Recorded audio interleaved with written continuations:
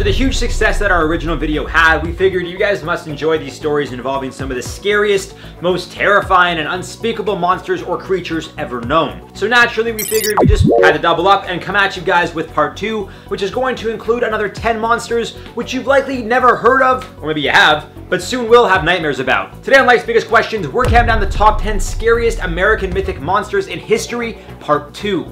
Make sure to smash that like button, or else. And just to clarify, guys, that was not a threat. I'm just saying these monsters don't like to be disrespected. As you will see, I said disrespected, not disrespected or whatever I just tried to say. So if there's ever been a video you thought about liking, I'd say this should be the one. Let's get into it. Kicking things off at number 10, we got Siren Head. What's not to love? The name explains this bad boy perfectly. Sometimes referred to as Lamp Head, which isn't nearly as scary as its actual name, Siren Head is known to lurk in the woods, similar to our boy Slenderman who was on the first list. And much like Slenderman, Siren Head also likes to stalk his victims, luring them into positions vulnerable enough to be attacked. Not that this thing really needs you to be vulnerable to kill you. Given that it has incredible strength and speed, as well as the ability to blend in with the woods, this thing wouldn't have much trouble killing anyone or anything. But that's no fun. As we know, monsters usually like to make things as bad as they possibly can, and in the case of Siren Head, aside from the scary sounds it can make, well, it can also manipulate people with sound.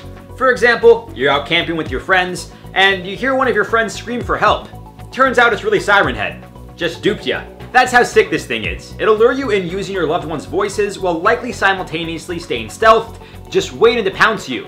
Standing at 40 feet in height, this thing is said to look like a skeleton of sorts, with rusty-looking flesh covering its frail body. Much like an owl, this thing can turn its head all the way around, and if you couldn't figure it out by now, its head is a giant speaker.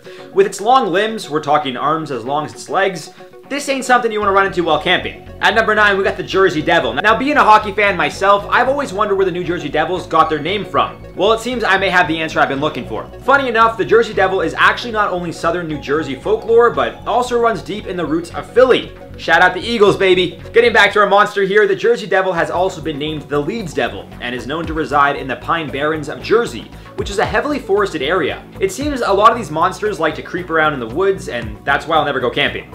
The Jersey Devil has been described as many things, but the most common tales usually describe it as a two-legged kangaroo or wyvern-looking thing, at least from the neck down. Given that it has hooves and wings, one could say it's a mix of a bird and a horse or donkey, maybe a goat. That would explain its head, which resembles that of a horse or a goat, although its horns and clawed hands also lead some to believe it's part dragon maybe. Or maybe it's literally the devil in physical form. With its high-pitched screaming, the Jersey Devil has scared people for decades, and even though there have been many claims of sightings, to no surprise there has never been a clear-cut video or image of this thing. So take from that what you will. At number 8, we got the Mothman. Is he a moth? Is he a man? How about both? Coming out of West Virginia, where, you know, they do some interesting things, it seems the Mothman has been around since the mid-60s. The story goes that on November 15th, 1966, two young couples were hanging out when they noticed a creature of sorts. Resembling a large man standing about 10 feet in height with wings, whatever they saw appeared to be gray and had glowing red eyes. They claimed the beast followed their car while they drove through an area referred to as the TNT area, which was the site of a World War II mutation plant. Following the first alleged sighting, as you can imagine, a handful of others also saw the beast, or so they say. One man claimed the monster was responsible for his TV making weird noises and the disappearance of his dog. Others claimed it was simply a sandhill crane, a bird which stands almost as tall as a man, has a 7-foot wingspan and red eyes. A year and a bit later, December 15th, 1967, when the Silver Bridge would collapse, killing 46 people, many pointed to the Mothman for being responsible. I disagree. It's like bad structure. On to number 7, the ALTAMA-HA. The name may sound funny to you, but those in the Georgia area who may also know this thing as Alti know all about it. Similar to the Loch Ness Monster, although this thing isn't nearly as big. Alti is still quite scary. With a body resembling a sturgeon, front flippers, and no back limbs, this thing looks like a mix of a few different fish.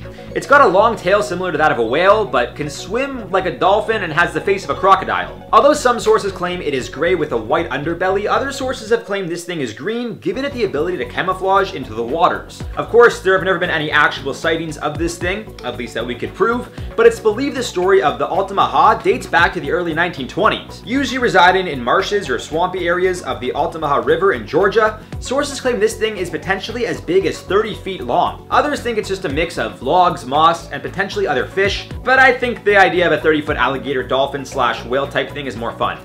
So let's go with that. At number 6, the Beast of BUSCO. Now, turtles are usually seen as cute, slow, and sometimes vulnerable, which is why they tend to hide in their shells. Not snapping turtles, though. Those things can hurt like a mother, if you get what I'm saying. Like a mother. And then you have the beast of BUSCO, which is apparently a massive snapping turtle that, instead of ripping off a bit of your skin the way a normal snapping turtle could, well, this thing could potentially take off limbs. Talk about a fun time. So the story of this beast dates back to about 1898, when a farmer named Oscar Folk claimed to have seen a giant turtle living in the 7-acre lake on his farm. After telling locals about it and no one being all that interested, he just left it alone. Then in July 1948, 2 locals claimed to have seen a massive alligator snapping turtle, which they said was about 500 pounds in the same area. 50 years apart. Odds are this wasn't a planned or coordinated story. This time around, locals were interested, and Gail Harris, who now owned the land once belonging to Folk, also claimed to see the creature. The hunt was on for the beast of BUSCO, with attempts to drain the lake and even motorboat the 7 acres to search high and low. Not much else is known, but the beast was never found,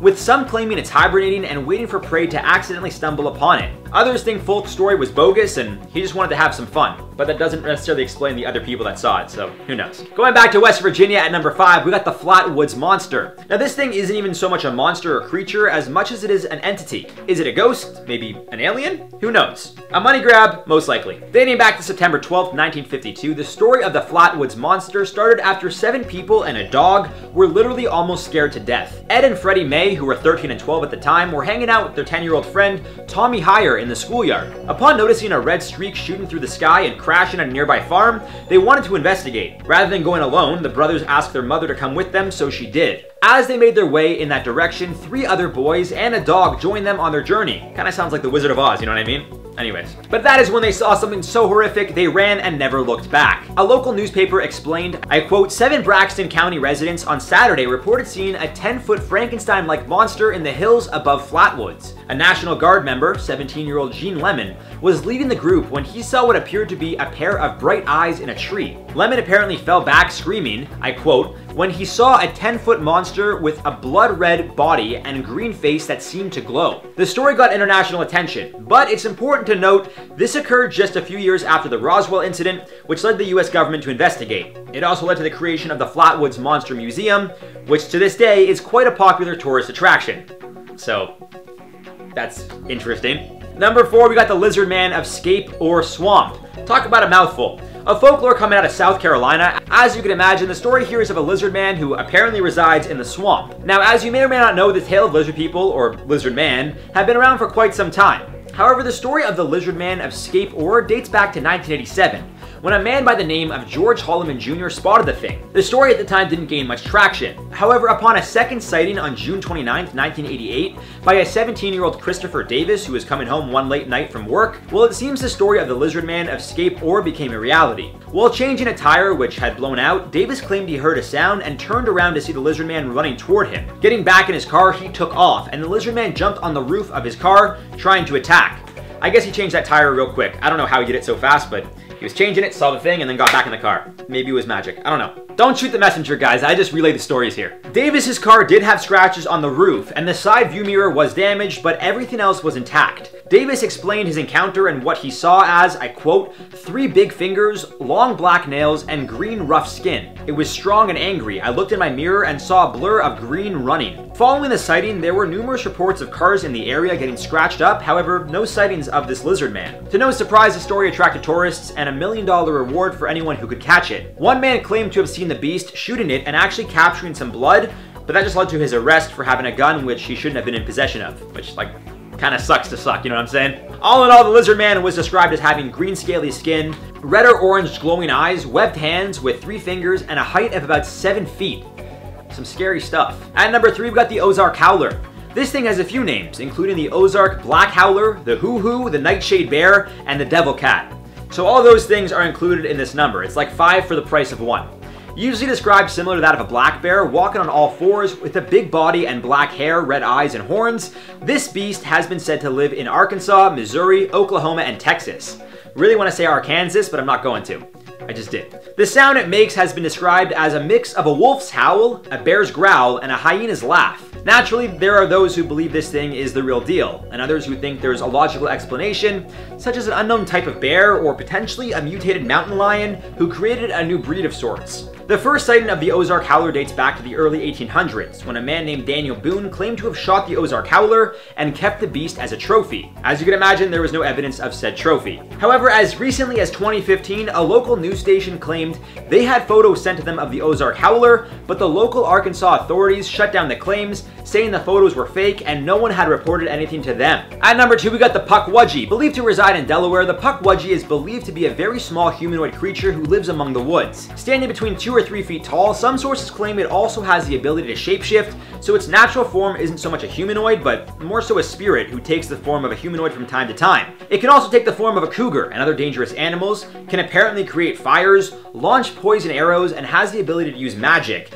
luring people to their untimely death. Some described it as having a spiky back, similar to that of a porcupine. But again, with its shapeshifting abilities, who knows what its true form actually is. Some sources claim they are mischievous, but harmless, while others say they are dangerous when disrespected or approached, but fine if left alone. Sometimes they're known for having gray glowing skin, and other times, well, as you can imagine, it depends what form this thing takes. At number 1, the Loveland Frogmen. Just a frog looking for some love, right? No shot. The name derives from where they come from, Loveland, Ohio. Not much is known about these things, however, they've been sighted approximately 4 times. Once in 1955, twice in 1972, and once in 2016. Now, to no surprise, the most recent sighting included a video which was deemed fake rather quickly. Either way, the frogmen are believed to be frogs who could walk around on their back legs, making them the only type of frog capable of doing so. Standing just over 3 feet in height, they're described quite literally as frogs who resemble humans, simply due to the way they stand and walk around. Aside from the posture, they're described as having webbed hands and feet, leathery skin, and frog-like heads. Known to roam the forest, some sources claim they could actually use sticks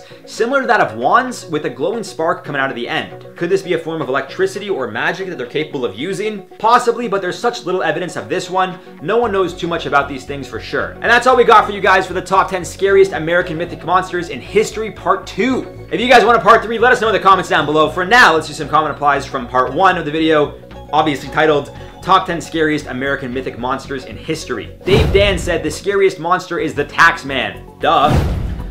He can be, but if you know how to, defend yourself against the Taxman, get a good accountant, Jeremiah Walton said, thanks for the shout out. What about Canadian monsters? Jeremiah, no problem, my man. Thanks for watching. In regards to Canadian monsters, we'd probably have like the maple syrup tree that like you go up to it and you just take maple syrup and it talks and it's like, hey bud, enjoy that, eh? I don't know. Evan said, I'm from Arkansas and I've never heard of the Goro. Well, maybe you've never heard of the, what else is in Arkansas? I just named them. The Frogman was in Ohio. What did I just say was in Arkansas? I actually have to scroll up in the script now to look. I think it was yes, this one. The Ozark Howler. Have you heard of the Ozark Howler? Because that's in Arkansas. I think there was another one too. But let me know if you guys have heard of any of these monsters, if you guys have heard folklore or tales about them, and if you guys want a part 3, comments down below. Let's go. I've been your boy Pepper, aka Jared, but Mr. Spicy is how I officially go by, and we'll see you guys soon. Love you.